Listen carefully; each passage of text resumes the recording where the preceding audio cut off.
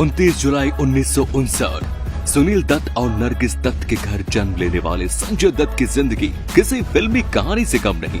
एक बड़े घर में जन्मा बिगड़ैल बच्चा जिसे बढ़ती उम्र के साथ नशे की आदत लग जाती है और घर में बंदूक मिलने पर उस बिगड़ैल लड़के पर देशद्रोह का आरोप लग जाता है। लेकिन एक बार जब उस लड़के को ये पता चलता है कि वो नशे की आदत के कारण 2 दिन बाद जागर उठा है, तब वो नशे से खुद को अलग करने की कोशिश में लग जाता है।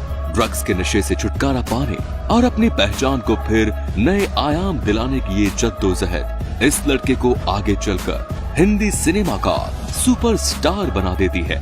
लेकिन ये एक फिल्मी कहानी एक्शन, सस्पेंस और दुख दर्द के अलावा रोमांस में भी अपनी एक अलग भूमिका निभाती है। संजय दत्त की इस उतार चढ़ाव वाली कहानी में रोमांस की भी अपनी एक जगह है।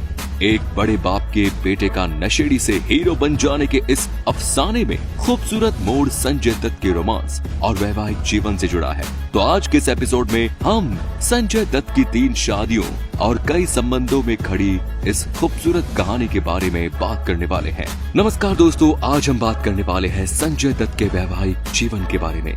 संजय दत्त की पहली फिल्म का नाम था रॉकी, जो 8 मई 1981 को रिलीज हुई, जिसमें टीना मुनीम को संजय दत्त की हीरोइन के रूप में कास्ट किया गया। फिल्म के सेट पर संजय दत्त और टीना मुनीम में नजदीकियां बढ़ने लगी और धीरे धीरे दोनों एक दूसरे से प्यार करने लगे।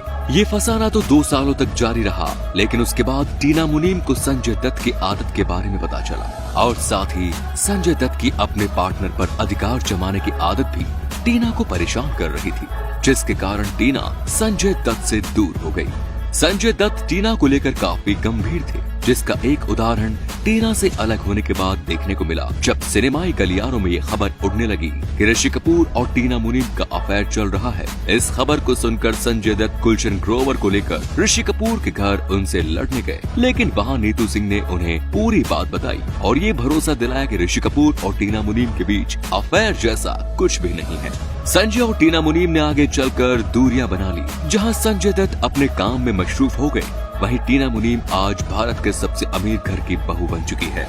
टीना मुनीम के बाद संजय दत्त ने क्रीमी काटकर को डेट करना शुरू किया, जो उस वक्त फिल्म टार्जन के कारण फेमस हुई। लेकिन ये संबंध भी आगे नहीं बढ़ सका, जिसका मुख्य कारण संजय की नशे की लत को ही माना जाता है। फिर आया साल 1986, जिसमें नाम फिल्म के जरिए संजय दत्त को पहली बार एक अच्छे अभिनेता के तौर पर देखा गया। इस साल संजय दत्त नशे से छुटकारा पा चुके थे और एक अच्छी जिंदगी की ओर कदम बढ़ा रहे थे कि तभी उनकी मुलाकात ऋचा शर्मा से हुई।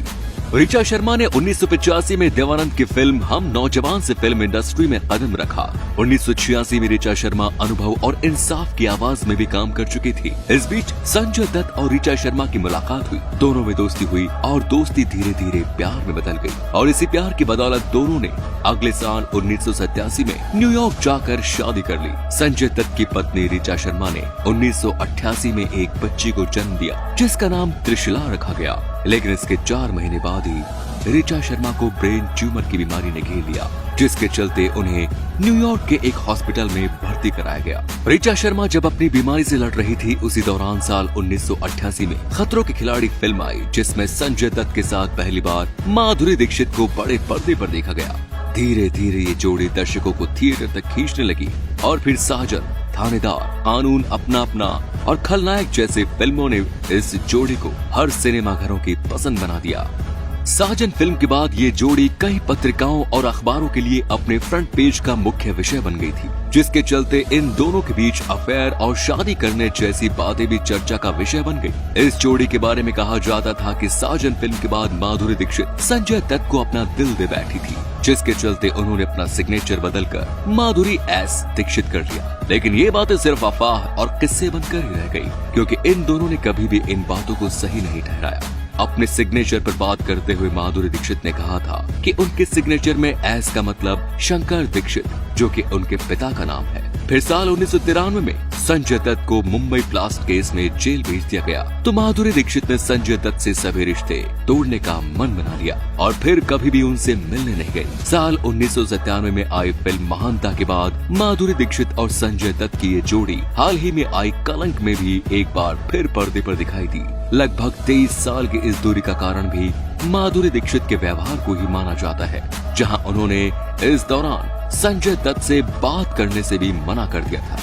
हालांकि संजय दत्त और माधुरी दीक्षित ने कभी भी अपने रिश्ते को लेकर कुछ नहीं कहा, लेकिन संजय दत्त की पत्नी ऋचा शर्मा की बहन एना ने संजय दत्त और ऋचा के रिश्ते में आई अड़चन का जिम्मेदार माधुरी दीक्षित को ही ठहराया और कई इंटरव्यूज में वो बात सामने भी आई। इसके अलावा 1984 में जब संजय दत्त और रेखा जब फिल्म जमीन आसमान की शूटिंग कर रहे थे, इस दौरान ये खबरें फैलने लगी कि रेखा और संजय दत्त के बीच अफेयर चल रहा है। कुछ लोगों ने तो ये बातें भी बनाई कि रेखा ने अमिताभ बच्चन को चिढ़ाने के लिए संजय दत्त से नजदीकियां बढ़ाई हैं और साथ ही संजय दत्त के नाम का सिंदूर अपने मांग पर लगा दी है। लेकिन कोई आज इस बात से पूरे यकीन से सही नहीं कह सकता। साल 1993 के बॉम्बे बम ब्लास्ट में जेल के दौरान जब संजय दत्त बेल पर बाहर आए तो उनकी मुलाकात मॉडल रिया पिल्लई से हुई। रिया कई बार संजय से मिलने जेल भी जाया करती थी।